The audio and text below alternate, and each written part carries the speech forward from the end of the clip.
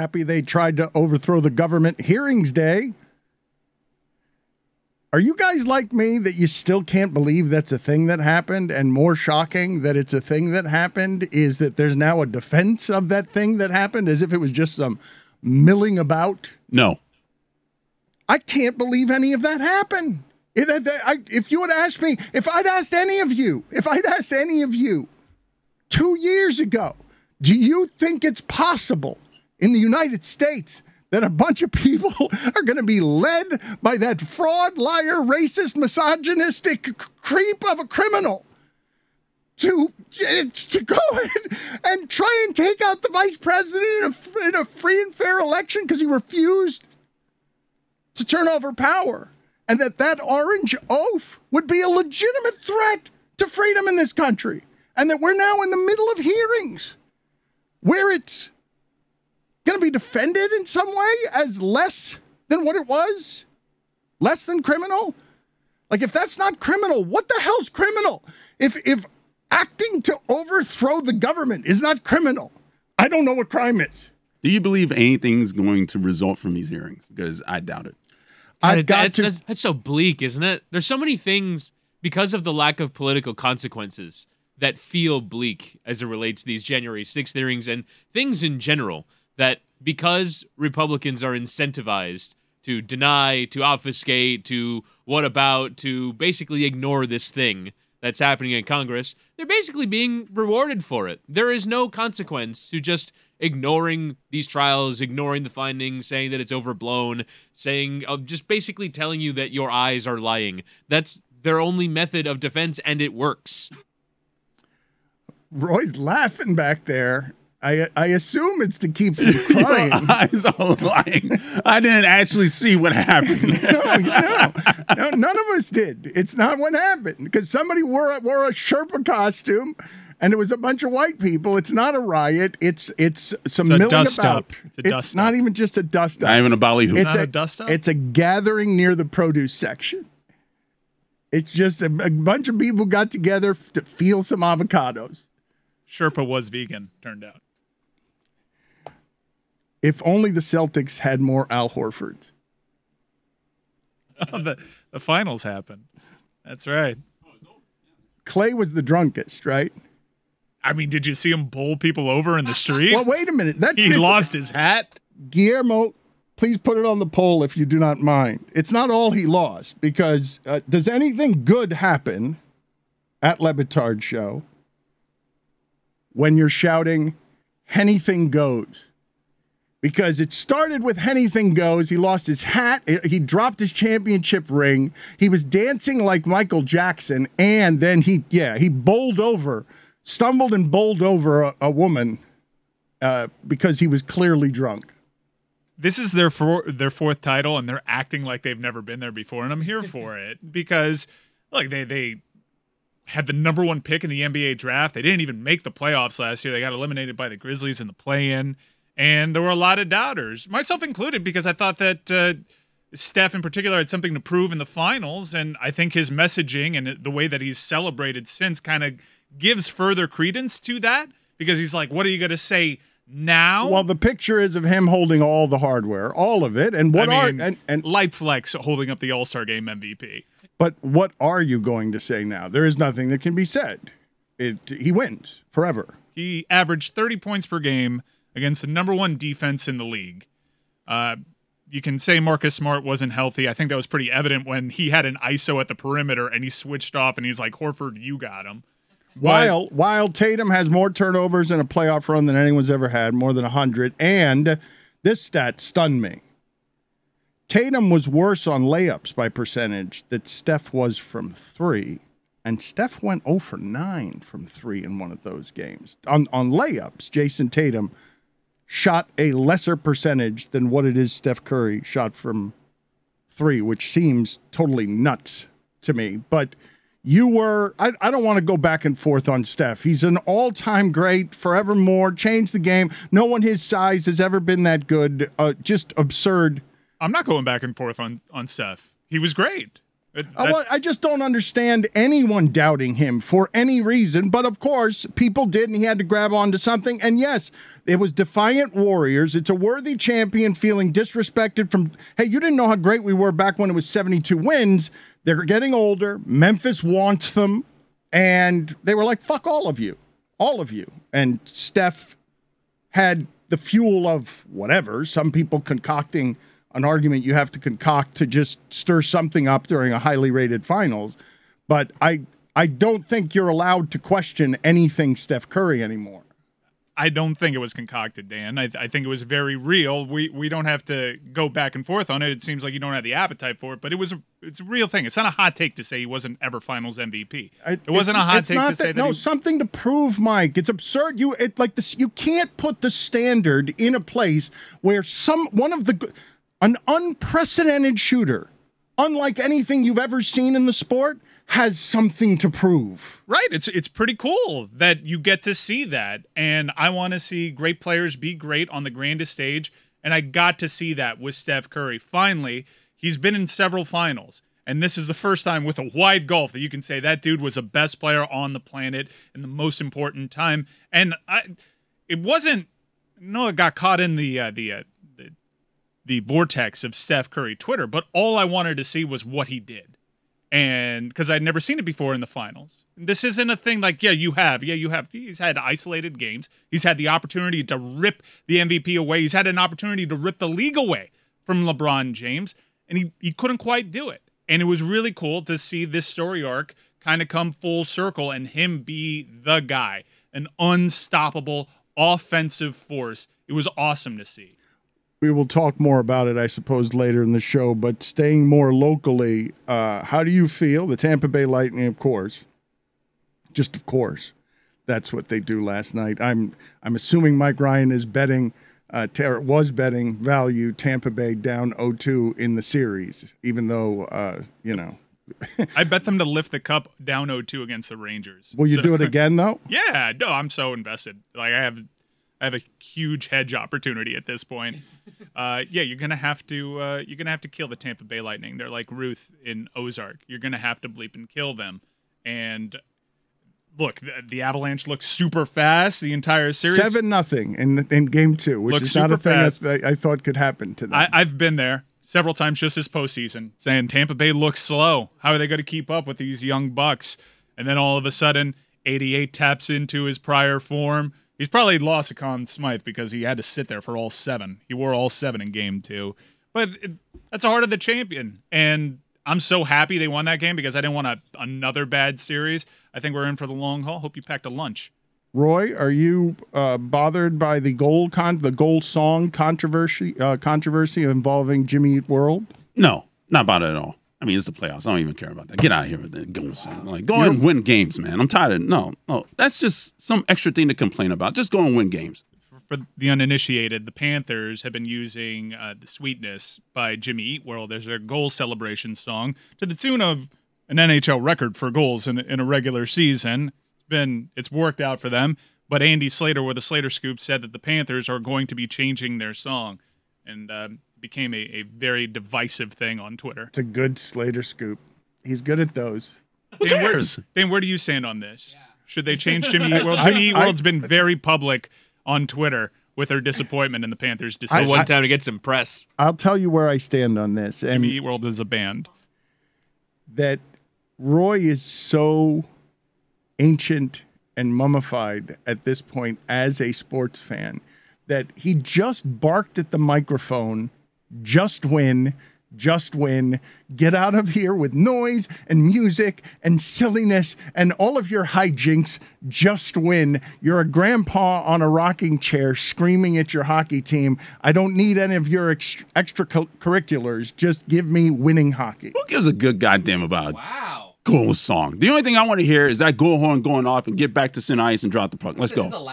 I think goal songs have played a prominent role in these playoffs, though. The Rangers song is tremendous. It really elevated that environment. Those are such great feelings, though. At a sporting event, I mean, I suppose anything happening on the field that is dramatic is going to make a crowd sway. But is there anything that feels better than a crowd jumping around singing together? Not much in sports. And in hockey, the goal song is hugely important. It's I can identify a couple around the league just from watching them on TV. I think the Blackhawks had a huge run with Chelsea Dagger. I love that song. I like singing it out loud when the Panthers score. I'm sad to see it go. I am interested in what the new options are, but also we're not talking about the fact that they may not bring back their Coach of the Year finalist head coach. It's looking like Trotz right now, man. Barry Trotz is going to be an interesting fit because he shouldn't have been fired with the Islanders, but what went wrong for him in New York was that the offensive players couldn't mesh with his defensive system. Barry Trotz in his past has gotten teams over the hump and won the Stanley Cup, and this isn't a very offensive-minded team, and it's kind of replicating potentially what went wrong in New York for him, but this team needs some edge. This team needs an adult in the room. This team needs someone that's been there before, had it with Coach Q, and we all know how that worked out this season. Trotz would be an upgrade, though. I mean, he would. Easily. An absolute upgrade. The horn is enough, by the way. The horn, like the goal horn in hockey, that's enough. I don't need a song, just give me a horn. That's it. I mean, but every arena has taken it a step further. The Colorado Avalanche have a great song after they score goals. It's the song from the Darts. That's tremendous. The Rangers have been great, and of course the Toronto Maple Leafs with "You Make My Dreams Come True" by Hall & Oates. Great goal song. Blues had Gloria for 1 year, and then they retired it after they won the cup. 1 year. They retired it after Brett Hull retired it in the parade. Didn't you get moved, Mike, this weekend by what I would deem one of the single most Caucasian sports celebrations in history when Neil Diamond went to sing Caroline with Red Sox fans? Wait, Caroline? Dan, you can't just call it Caroline. Sweet Caroline. So fine. Yeah, she's not sour. Yep. 5. First, here's Brett Hull singing Gloria at the Blues Victory Parade. They are the champions. Glory, Gloria, Gloria, Gloria. I think I got your number, Gloria. Nailed it. Weren't you moved by Neil Diamond? Yeah, for those that don't know, Neil Diamond had to retire from touring because I believe he has Alzheimer's. I have to check that out, but due to illness, he had to retire abruptly. He was a touring musician, even in his old age. I saw him fairly recently, and it was one of the best concerts I've ever been to.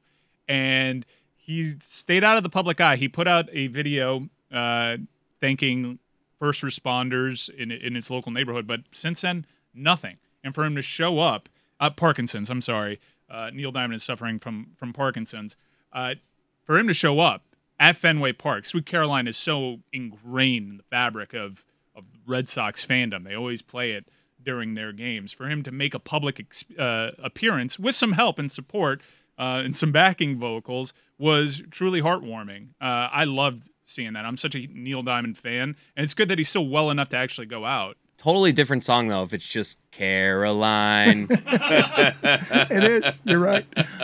Billy, what happened with Jazz Chisholm here on Twitter where he writes that something was terrible because the umpiring, he wasn't happy with he got ejected from a game it was on a ball. It was a terrible call. And somebody on Twitter wrote to him, are you talking about your stats versus left-handed pitchers or that strike call? And Jazz's response was, I'm talking about your mama. It was me, Dan. It was me all along. What is that? That was my Vince McMahon impression. Weird. Oh, that's a good time to impersonate Vince McMahon. Yeah, very good time. There's a good market for that right now. Yeah. Keep it going.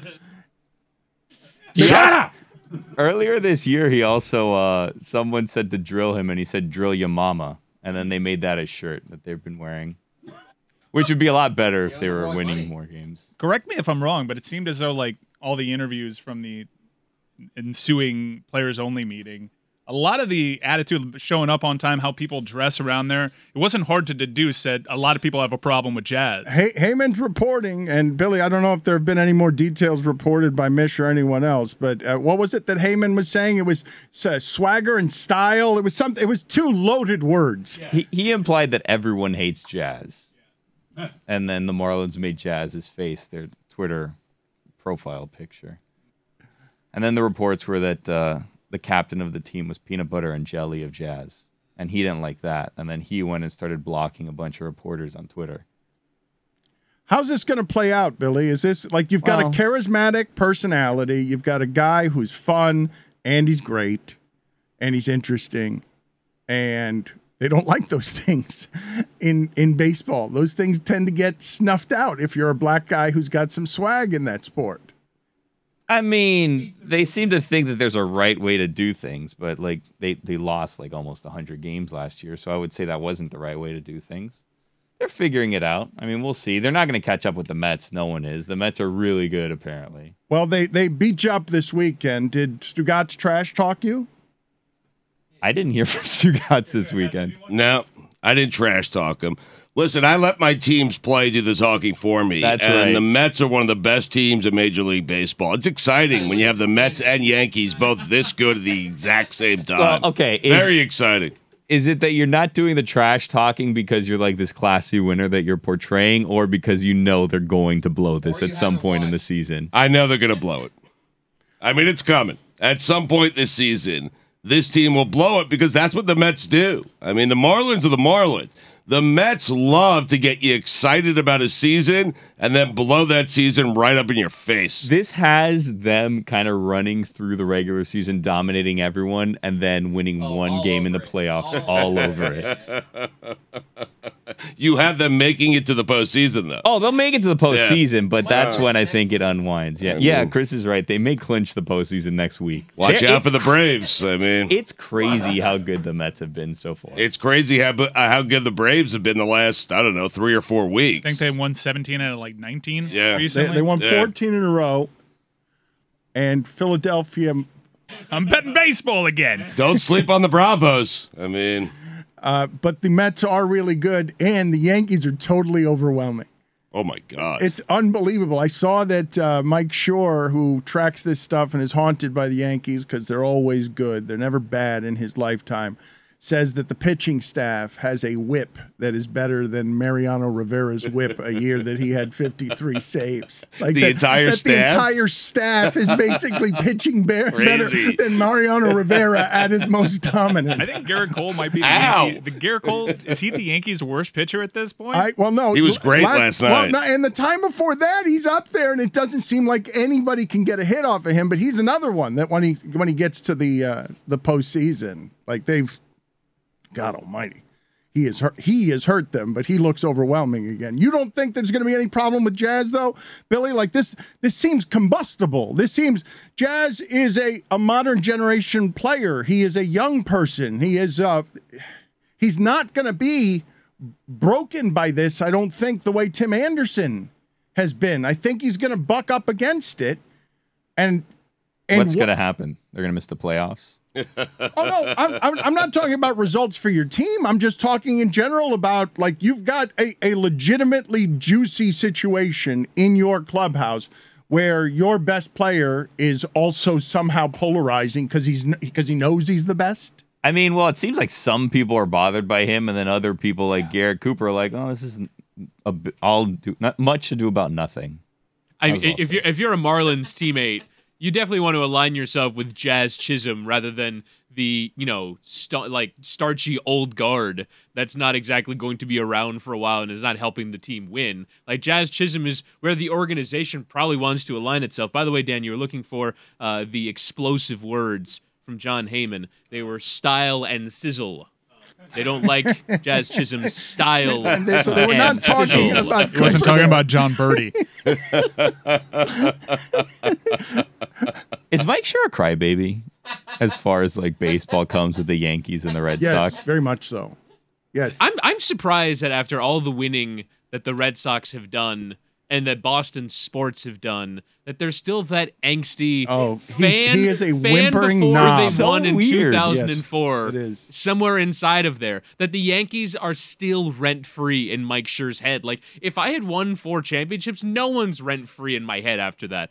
I'm the Red Sox, and I think they're having a bad season this year. I don't know anything about baseball, but I can tell you that, like, I'm surprised that Mike Scher still, like, is complaining about how small Yankee Stadium is and is every day going, they're trading for Matt Carpenter, and sure as shit, he hit a home run the next day. But then people are sending him, because I saw on Twitter too, people are sending him like, hey, by the way, Boston is the second best hitter's ballpark in Major League Baseball, well ahead of the Yankees. He's haunted. He doesn't matter that they came back from 3-0 and were the first team to do that against the Yankees. None of it matters. He's totally haunted by that baseball team. But the Red Sox are going to end up making the playoffs. They'll be a wild card and they'll get in. Wait, Matt Carpenter's a Yankee? Yeah, free agent pickup. I'm gambling again. Hey, Juan Encarnacion's son hit a grand slam in his debut. His Not son? since Jeremy Hermida. That's his son? My God. Yeah. I thought you were going to say that Juan Encarnacion is still playing. Oh no, I think he lost his eye, and I think it Well, I don't know if he. You think he lost his eye? He had like something bad. Yeah, he had a bad eye injury. something very bad happened. And then like worse things happened to him. You said, boy, I really hope that's Juan Encarnacion's son now. It is. It is. Woo! Wow. Is it? Oh God, I'm vulnerable. When I saw the lineup, just Encarnacion, I thought it was Edwin still playing in the major leagues. You mentioned that. I don't know if I discovered this morning that Mercedes Lewis is about to break the record for most seasons by a tight end over Jason Witten and Tony Gonzalez. I think it's Mercedes Lewis. Yeah. I think it's Mercedes. No, I think it's with an A. Is it Mar? Yeah. Really? I've always you've called either him. made him a luxury sedan. I've always called him Mercedes. Or my Same here, housekeeper Dad. from 1998. Yeah. But 17 years in the league, and as it said that he was eager to break the record, all you saw in the comment section was, I thought you retired 5 years ago. It was just insult after insult of, I don't remember a single play. Why would you do that to Mercedes Lewis? I remember like the 6 yard It out. is Mercedes. It's Mercedes. It's not Mercedes. I'm not certain. I mean, Not Mercedes. I've been operating the last decade of my life that it's Mercedes. No, all bets are off. It could be anything at this point. Mercedes. It might be Mercedes. No, look it up. Okay, we did Is he the look it Greek up. god of 6 yard outs? Mercedes. You made him Greek. You made him. I made him a luxury car, and you made him Greek. Put it on the poll, Guillermo, at Le Batard Show. Mercedes Lewis or Mercedes Lewis, because I believe How about Mercedes? I believe a lot of people. Well, I don't know how you pronounce that. I don't know I don't either. know how. Wait a minute. Is that You a threw me off. I thought it was Mercedes. How about you? For reading the internet wrong. I mean, you called him Mercedes. I've been calling him Mercedes my entire life. He's been playing for 17 years, and I've been calling him that. Yeah. But you've been wrong. It's a reasonable mistake to make. His name is spelled like a Mercedes-Benz, so why wouldn't you call him Mercedes? But it is indeed Mercedes Lewis. It's not Marcadius, though. It's not Mercedes. Yeah, but it's not Mercedes. I mean, that's $5 times the amount of times you said it over 17 years. Because if it's spelled that way, I think I'm allowed the mispronunciation. It's spelled with an A. I mean, which is news to me, by the way. I mean, I was with you. Why did I pay $5? I need that back. It's Yes. a far more flagrant error. You called Mercedes. it Marcadius. I know. Did you say Garrett Cole was the worst pitcher on the Yankees? Mike said that. He's not right about that. Okay, because he's 6-1 with like a 3.48 ERA, something like that. Well, I was being like hot takey in that, like, I know he's good, but the rotation is so good. Garrett Cole might be the worst in the rotation, which may pan out, unlike my Juan Encarnacion take. Oh no, Is that a fine for you? Yeah, I guess so. Or is that a fine for me as well? Well, you Because- backed me up, and I didn't like my allies. Like immediately, I'm like, shit.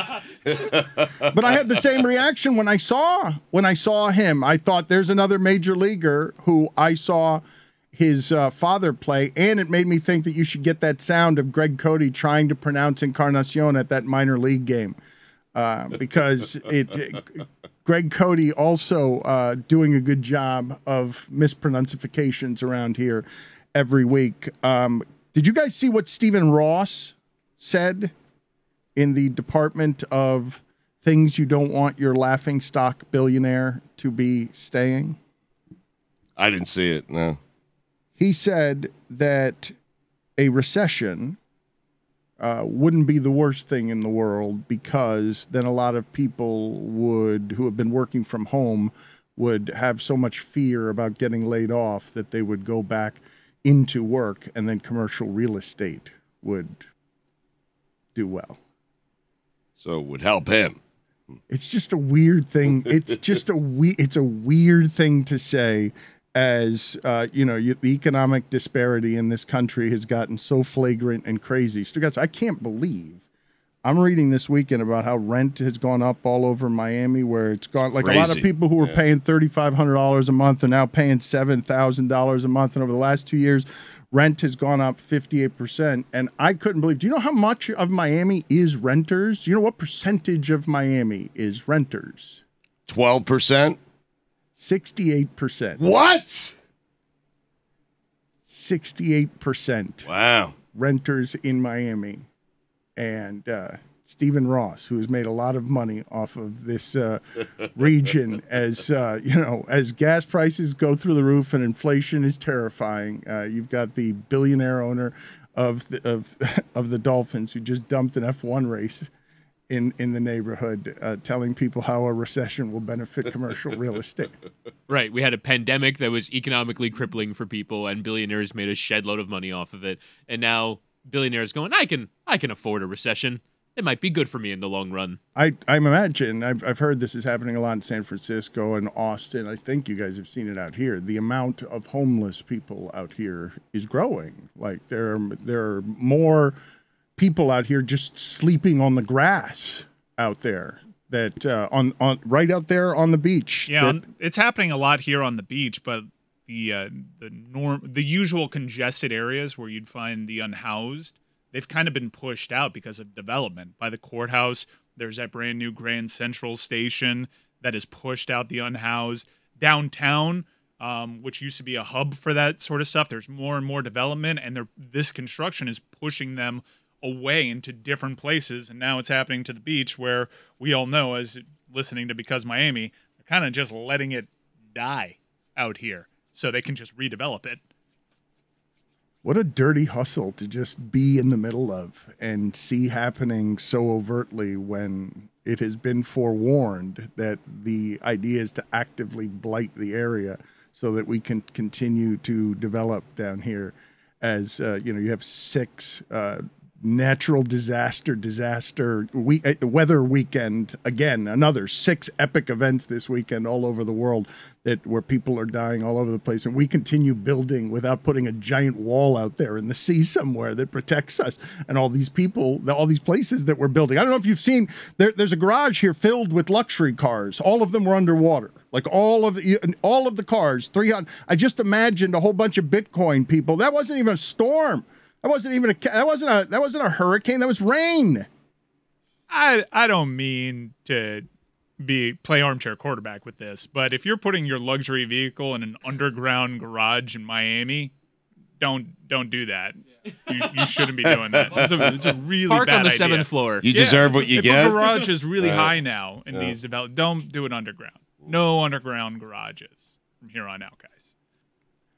You should see what happens in the Sunset Harbor neighborhood whenever a storm is coming, how the public garages fill with all of those cars, like all of the $500,000 cars. But I'm still stunned that something that I was told was going to be 50 years from now, like we're living in the middle of our garages filling with water and luxury cars just floating away. Yeah, there was that a tweet that went viral over the weekend where there was a French meteorologist 4 years ago that did a forecast for 50 years from now just to grab the locals' attention to do something.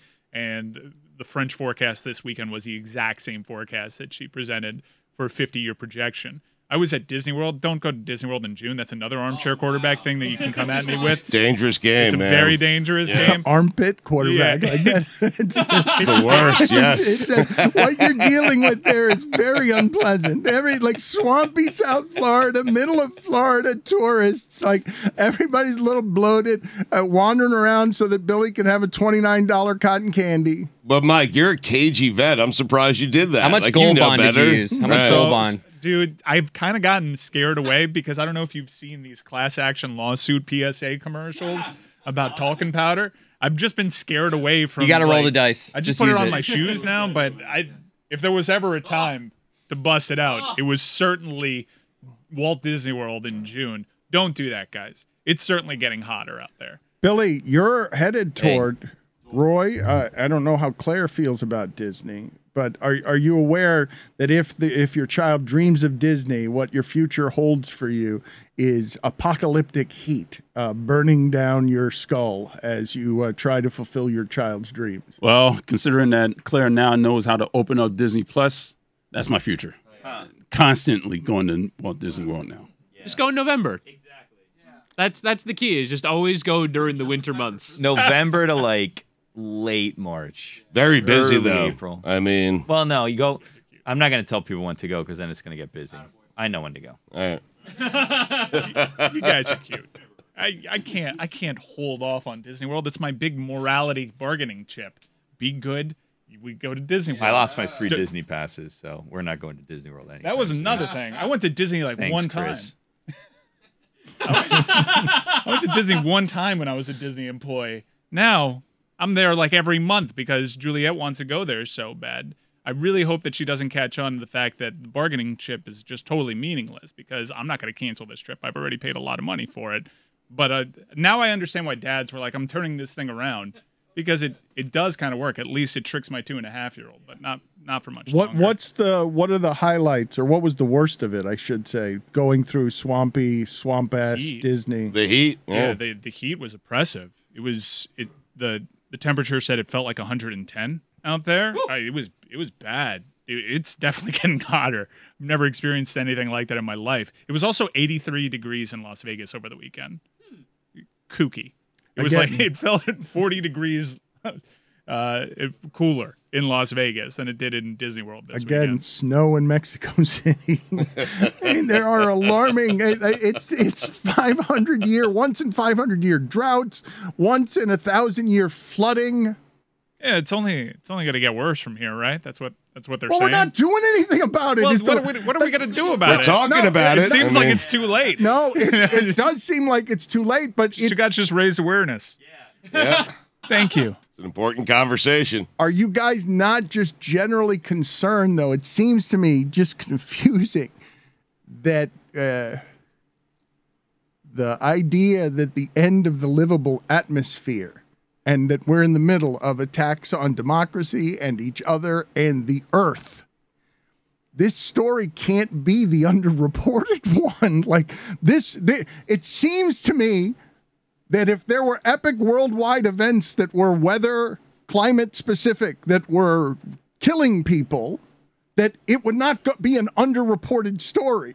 Should lead the news. I mean, aliens didn't lead the news. I mean, they did it. We've been waiting around for aliens forever. They finally came, and there was a pandemic going on. Hell of a point, you guys. Thank you. Hell of a point. Thanks. Our government tells us aliens are real. Nothing.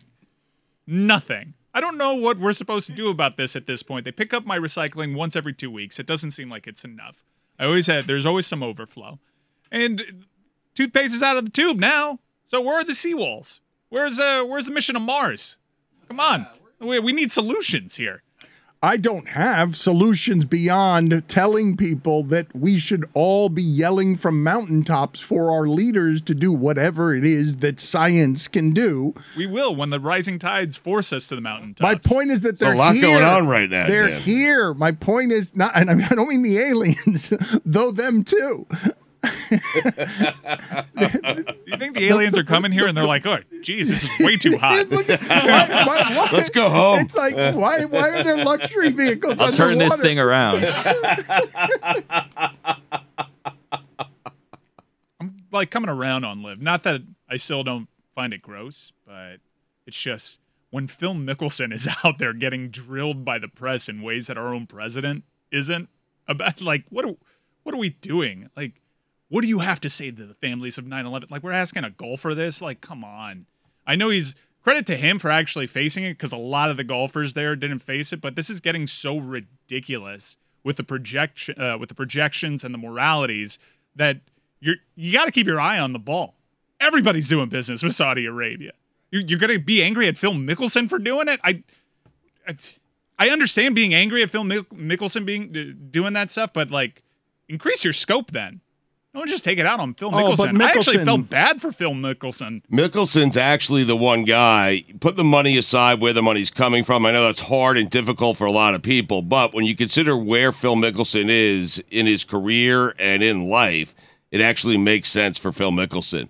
Phil Mickelson will never earn $300 million on the PGA Tour. He needs money. He's 52 years old. Okay. Someone was still out there willing to give him $300 million, and he took it.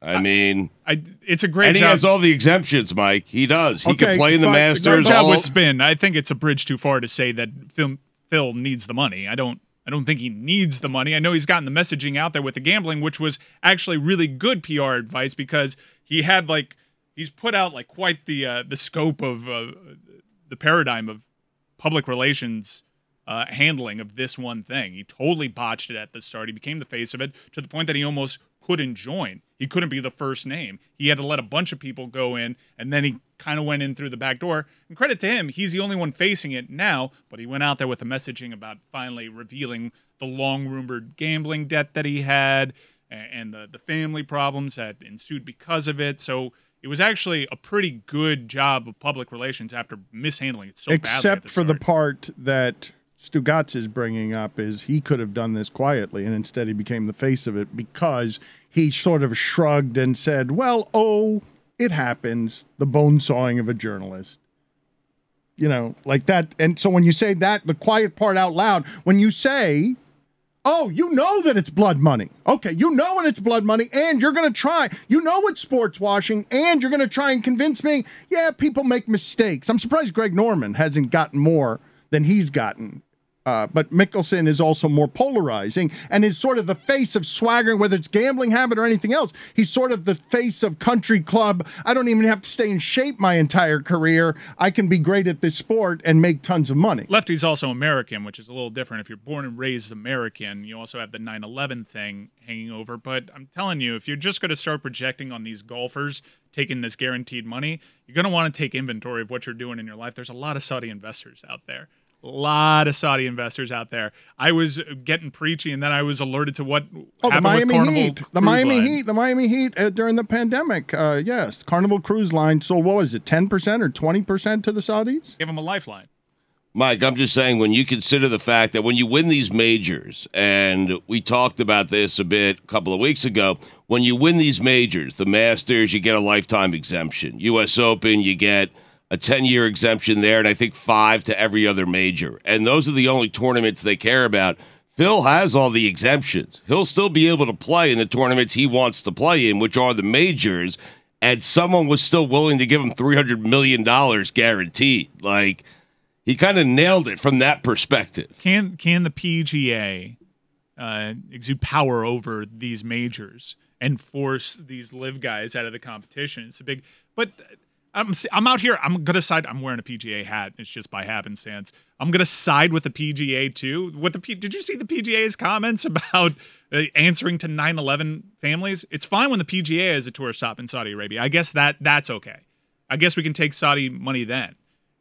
There's so many people showing their ass on this thing. It's just, I'm going to shut up about it because there's so many possible places where we can be hypocritical. You mentioned, let's not be hypocritical there. Let's be hypocritical elsewhere, because you mentioned that we're asking Mickelson harder questions than we're asking Biden. And Biden does need to be asked questions about, why are you riding a bike? Oh, at the start of his administration, it was a sign of vitality.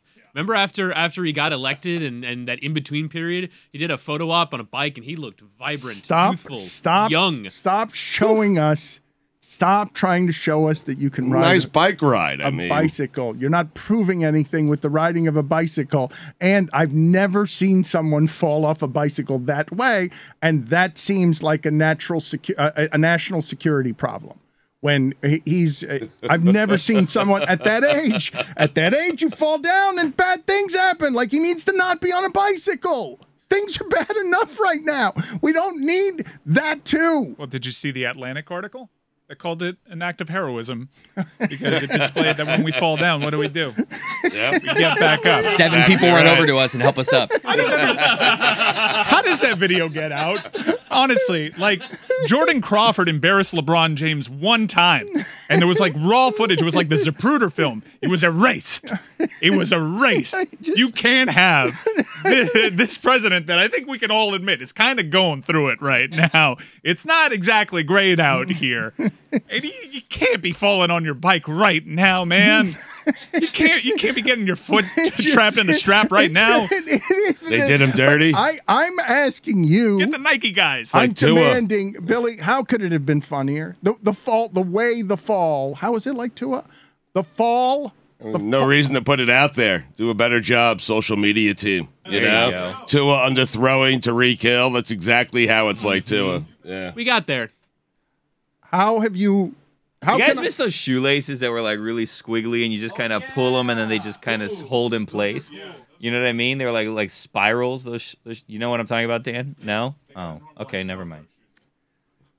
What's a funnier way that Biden could have fallen there? If he fell into slime or a pool or chocolate pudding. He fell at full speed and had full pelt. That on wouldn't the be bike funny. ride. No, that would be less funny. Full speed? No, him sliding down the asphalt. That wouldn't have been funny. It's pretty funny. I mean, the way that he fell, where it just sort of like bit by bit, slowly stumbled. It was like he pulls up to a stop. His face into dog poop. He's got this smile on him, like, yeah, I pulled up. I did it. I'm done now. If he would have chipped a tooth and come up smiling with part of a tooth missing, it would have been funnier. The applause that he arrived to, too. It's like when an NBA head coach tells like an unfunny joke and is just met with like he's got that smirk. Laughing He's from just Tim got Reynolds. that smirk and then It was celebrated. Hey, Grandpa rode in, but Grandpa docked successfully. Hey, he didn't break his hip. Yeah. You can hear it trail off as he timbers. That's funny. If he fell, it's how I would imagine a building falling over from the top.